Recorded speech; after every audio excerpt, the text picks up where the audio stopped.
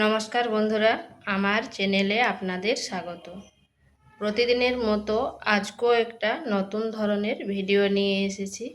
বেগুন তো অনেক রকম করে খেয়েছেন, একবার এইভাবে ছোলার ডাল দিয়ে করে দেখবেন, খেতে দারুণ লাগে। তো চলুন দেখে নেওয়া যাক আমি কিভাবে এই রেসিপিটা রান্না করি। এখানে নিয়েছি ছোলার ডাল। ছোলার ডালটা আধ ঘন্টা আগে ভিজিয়ে রেখেছিলাম, আর ছোলার ডালটা আপনারা কম বেশি করে নিতে পারেন। দিয়ে দিচ্ছি একটা কাঁচা লঙ্কা আর দু টুকরো আদা। এরপর এগুলোকে পেস্ট করে নিচ্ছি। এটাকে এইভাবে একটু শক্ত শক্তভাবে পেস্ট করে নিয়েছি। এরপর বেগুনগুলোকে কেটে নেব।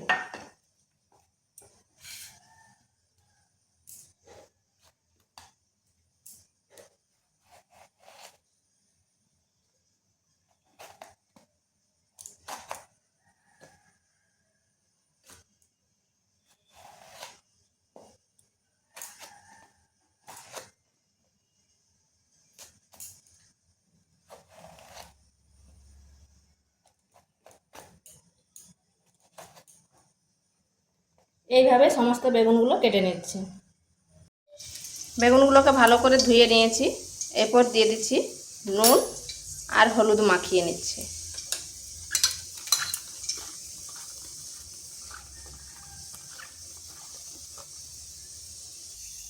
কড়াইতে তেল দিয়ে দিয়েছি, বেগুনগুলোকে ভেজে নেব।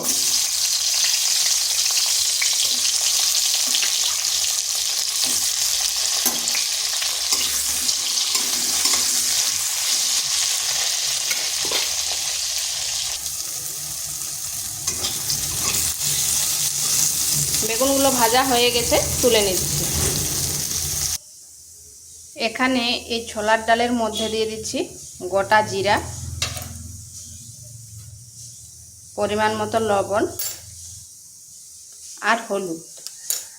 এখানে একটু লঙ্কা দিতে পারেন, কিন্তু আমি কাঁচা লঙ্কা ব্যবহার করেছি তাই আর দিলাম নি। এগুলোকে ভালো করে মাখিয়ে নিচ্ছি।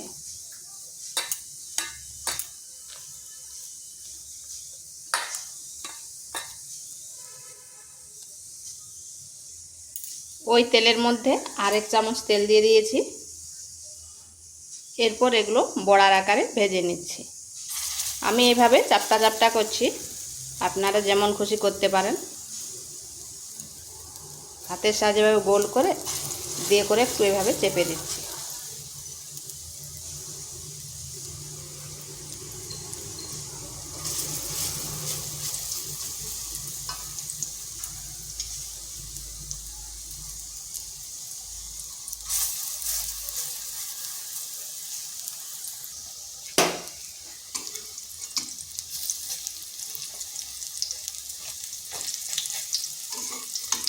এগুলোকে এইভাবে উল্টে পাল্টে একটু লাল লাল করে ভেজে নিচ্ছি।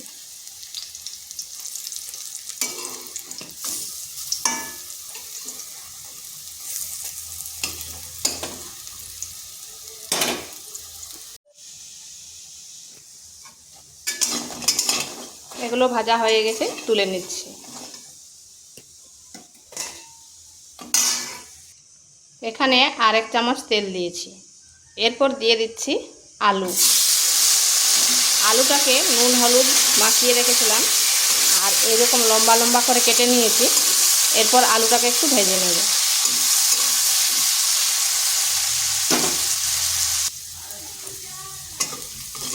আলুটাকে এইভাবে ভেজে নিয়েছি, হালকা বাদামি কালার করে ভেজে নিয়েছি। এটা হয়ে গেছে, তুলে নিচ্ছি। ওই তেলের মধ্যে ফোড়নে দিচ্ছি কালো জিরা, একটা তেজপাতা আর একটা পাকা লঙ্কা।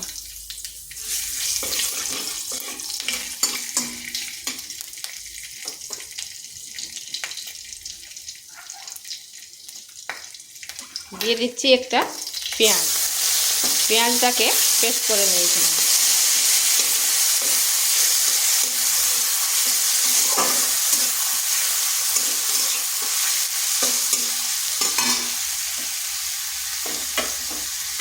দিচ্ছি আদা রসুনের পেস্ট।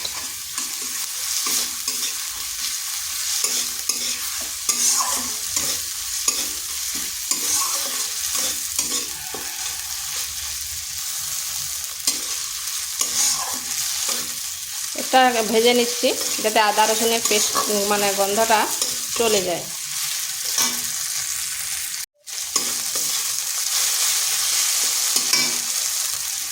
এখানে সামান্য একটু জল দেব।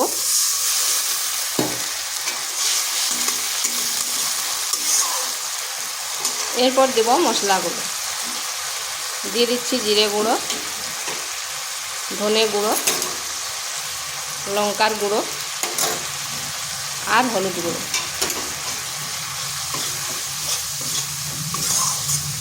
মশলাটা ভালো করে কষিয়ে নিচ্ছি। আর জল ওই জন্য দিলাম যাতে এই শুকনো মানে গুঁড়ো মশলাটা পুড়ে না যায়।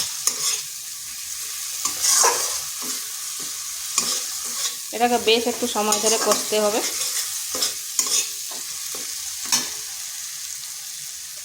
দিয়ে দিচ্ছি একটা টমেটোকে গ্রেট করে নিয়েছিলাম।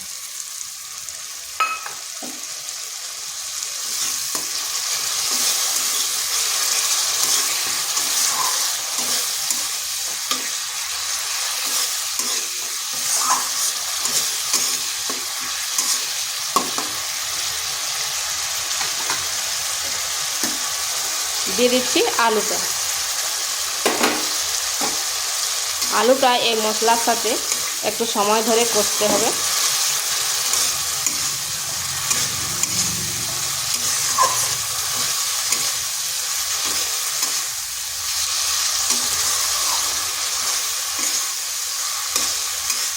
এখানে ঢাকা দেওয়ার কোনো প্রয়োজন নেই, কারণ ভাজার সময় 80% আলুটা সেদ্ধ হয়ে গেছে, আর এখন কষার সময় সেদ্ধ হয়ে যাবে, তার ঢাকা দিলাম নি।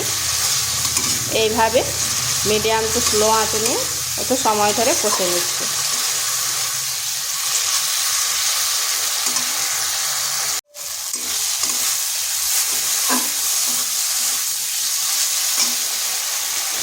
এখানে দিয়ে দিচ্ছি জল।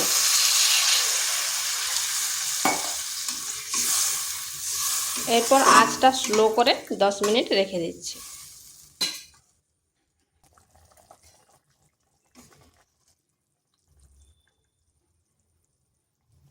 আলুগুলো ভালোভাবে সেদ্ধ হয়ে গেছে।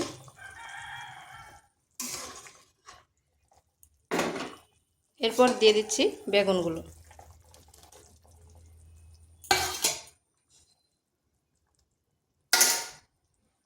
আর দিয়ে দিচ্ছি বড়াগুলো।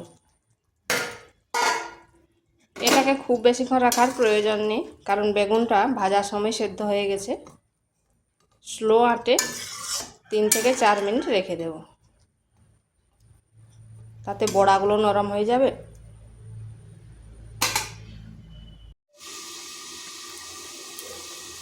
এখানে দিয়ে দিচ্ছি গরম মশলা।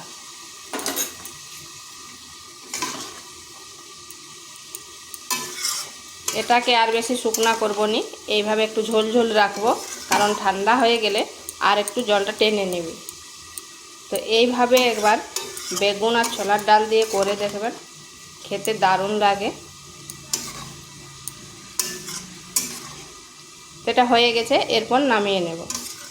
তো ভিডিওটা ভালো লাগলে লাইক শেয়ার কমেন্ট অবশ্যই করবেন, আর নিত্য নতুন রেসিপি পাওয়ার জন্য চ্যানেলটিকে সাবস্ক্রাইব করবেন।